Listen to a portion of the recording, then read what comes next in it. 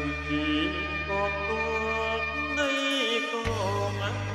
ពលតោទេប្រពួយផ្ដាច់បដោថាពីទឹកដីខាងចិត្តមួមុតប្រយុទ្ធយកជ័យចេញចោលចង្រៃពីដីខេមរាចិត្តចោលឆ្លៀនពីនស្លេចមានណាមានខ្មាស់វងវែងប្រវត្តិសាស្ត្រតាំងពីដូនតា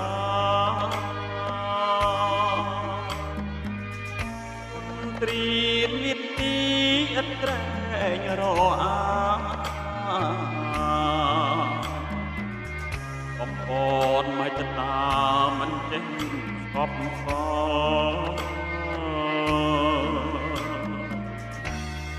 បើចង់ឆ្លៀនពីយើងហ៊ានដកខាងថាពីកងវងមរតកទ្រព្យគេ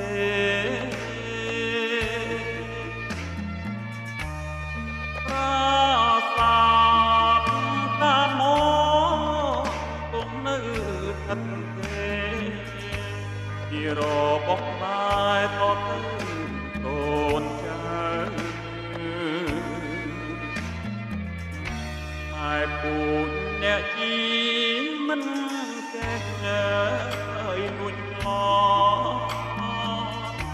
លោតអូតមកត្រង់ចិត្តក៏មិនខ្មៅតែបើបំពេញបង្កសត្វត្រូវក៏មិន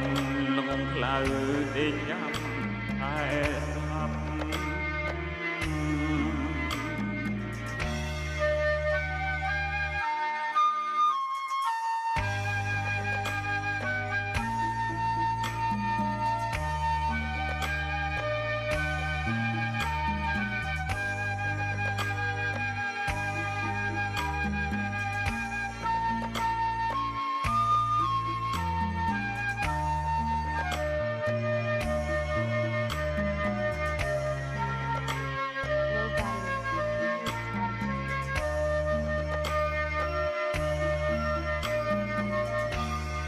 បើ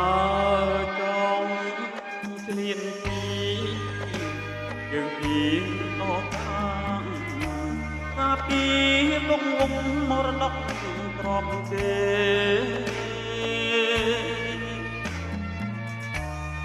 ប្រាសាទតាមមកគង់នៅឋិតទេជារបស់ខ្មែរតទៅកូនចៅម៉ែពូអ្នកជីមិនចេះហើយលួចខនលោតគោតមកត្រង់ចិត្តក៏មិនខ្មៅតែបើបំពេញបង្ក